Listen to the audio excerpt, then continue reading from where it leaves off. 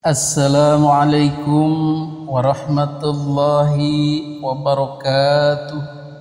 Alhamdulillahilladzi hadana lihadza wa ma kunna linahtadiya laula an hadanallah.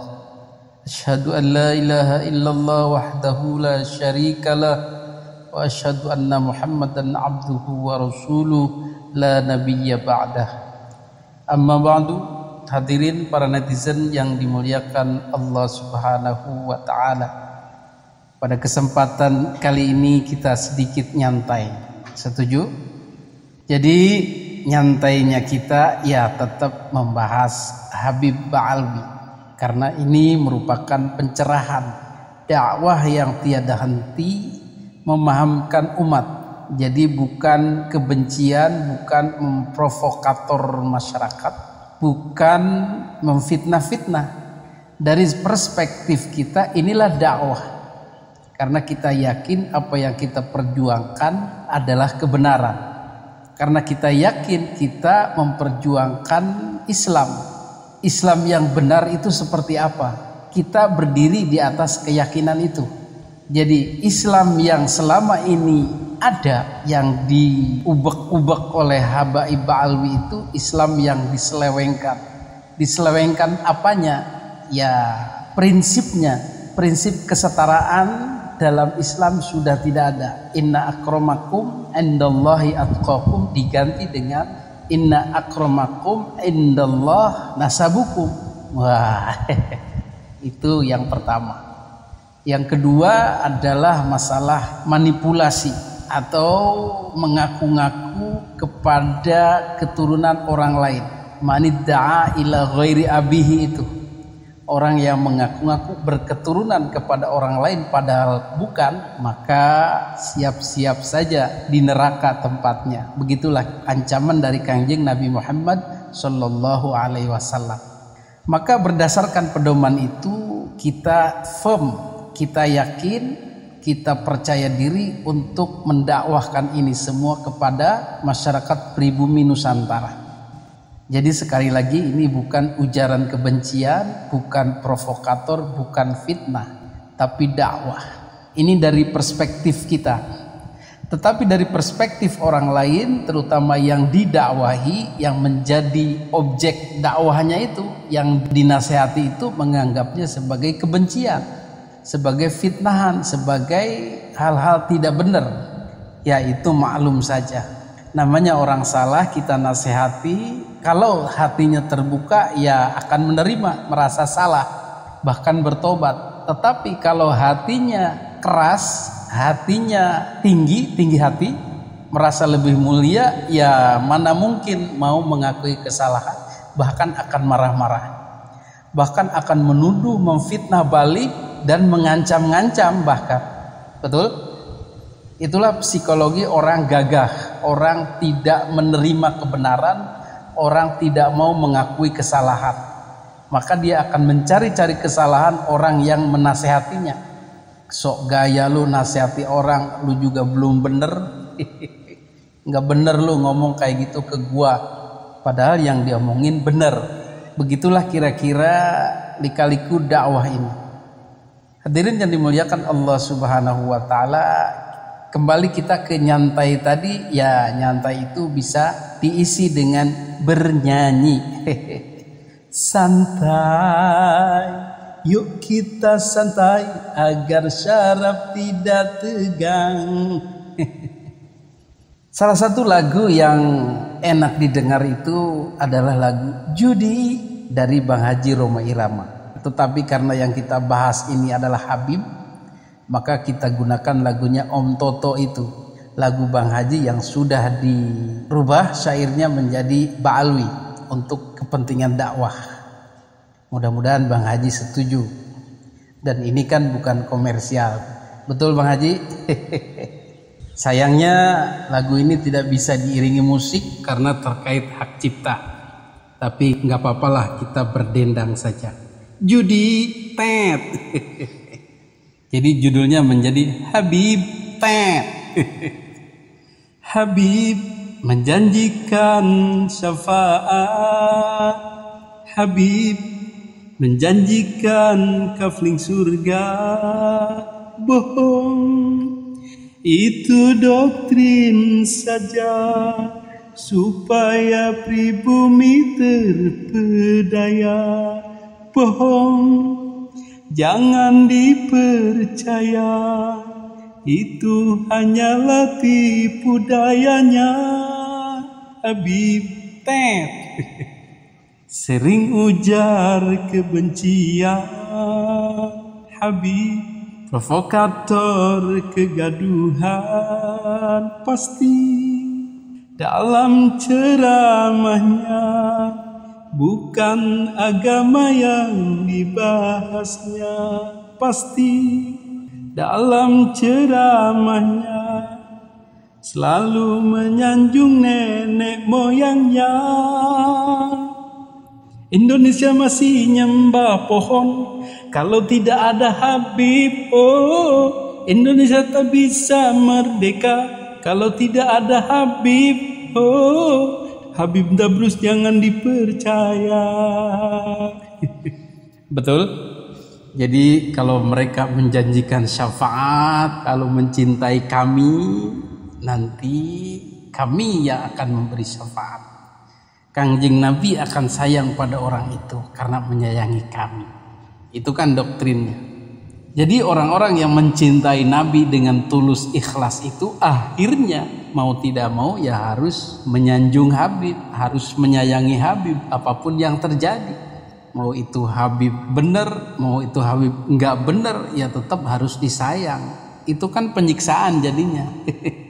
Mending kalau Habibnya lurus-lurus saja, enjoy kita. Tapi kalau Habibnya ugal-ugalan, kata-katanya nggak bisa dikontrol, menyakitkan, itu kan akhirnya hanya bisa membatin saja. Zamannya belum ada Kiai Haji Imaduddin, ya banyak yang cuman bisa membatin saja, ngelus dada.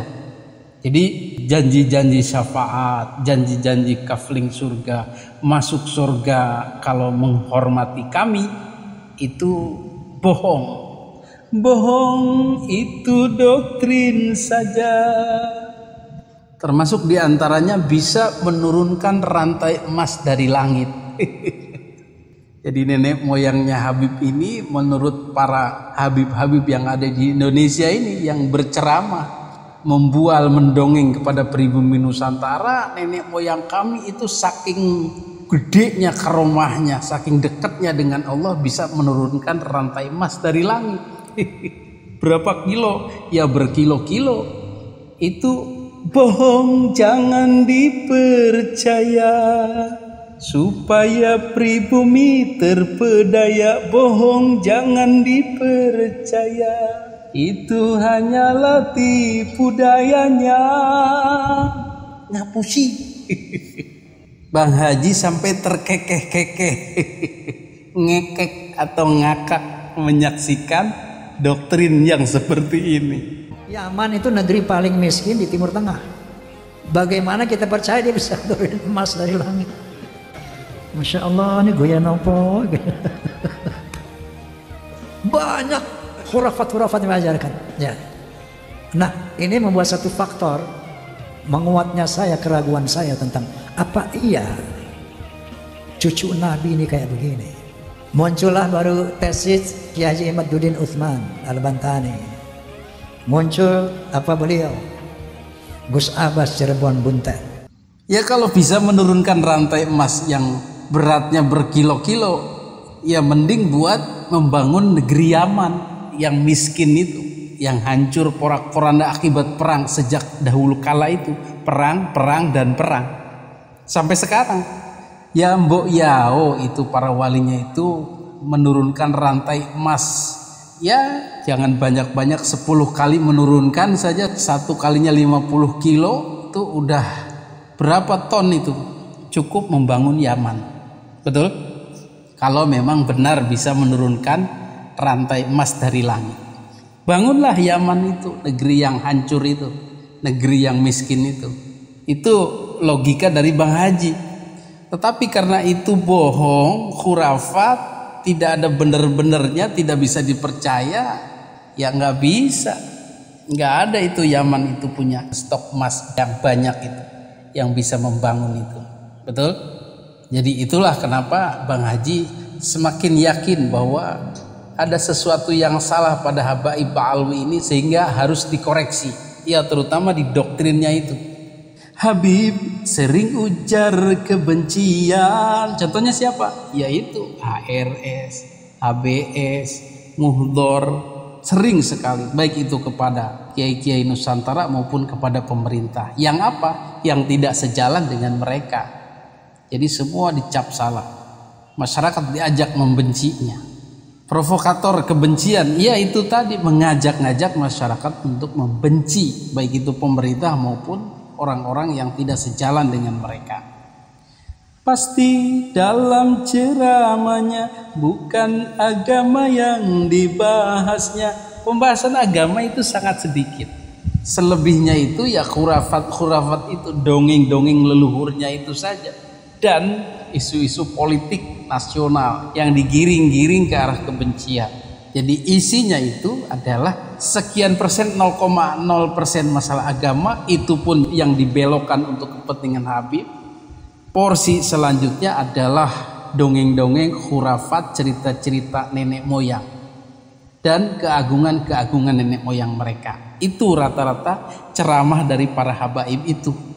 Jadi kenapa harus diundang lagi? Kenapa harus antusias mendengarkan ceramahnya lagi? Wong isinya cuman itu-itu saja kok.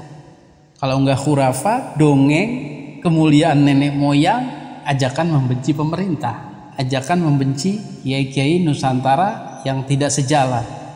Buat apa hadir? Buat apa mengundang? Betul? Dan doktrin-doktrin itu selalu direkamkan, dimasukkan ke dalam kepala-kepala pribumi Nusantara. Indonesia masih nyembah pohon kalau tidak ada Habib. Itu ucapannya Bahar bin Smith. Jadi disangkanya yang dulu-dulu datang itu mendakwai pribumi Nusantara itu Habib Ba'alwi. Oh tidak, Wali Songo itu lebih dulu, 400 tahun lebih awal dari Ba'alwi. Mereka lah yang mengajarkan Islam. Ba'alwi kan baru kemarin-kemarin saja. Tapi omongannya itu seolah-olah mereka yang mengajari nenek moyang kita mengenal agama Islam. Itu kan terlalu pede, terlalu sok. Indonesia tak bisa merdeka kalau tidak ada Habib. Dari mana judulnya? Habib itu koncone Belanda kok. Partnernya Belanda, patronnya Belanda, kesayangannya Belanda. Ya Indonesia merdeka ya tanpa bantuan Habib. Tidak ada ceritanya Habib melawan Belanda, majikannya sendiri. Aneh kan? Makanya tidak pernah ada catatan Habib memberontak atau melawan Belanda menjadi pahlawan nasional. Tidak ada. Kalaupun ada segelintir Habib, pasti ada saja yang membelot kemudian bersimpati kepada pejuang pribumi. Pasti ada. Jangankan Habib, Belanda sendiri pun ada. Edward Douws Dekker, ya kan? Belanda yang ikut kepada Indonesia. Ada Ijon Jambi yang sesepuhnya Kopassus itu kan orang Belanda. Jepang juga ada yang membelot. Cina juga banyak, walaupun Cina kasta kedua, tapi banyak juga yang membelot. Termasuk Ba'alwi juga ada 1-2, tapi tidak bisa mengklaim sebagai yang memerdekakan Indonesia. Itu sotoy namanya, sok tahu, sok mulia, sok paling berjasa. Itu tidak boleh seperti itu. Habib Dabrus jangan dipercaya. Yang Dabrus itu udah jangan dipercaya, nggak usah dipercaya. Ocehannya, omongannya, ceramahnya nggak usah dimasukin dalam pikiran. Hadirin yang dimuliakan Allah Subhanahu wa taala, itulah sekedar syair yang mengingatkan kita kepada jati diri bangsa kita, penyadaran kita. Mudah-mudahan bermanfaat. Hadanallahu wa iyyakum ajmain. Assalamualaikum warahmatullahi wabarakatuh.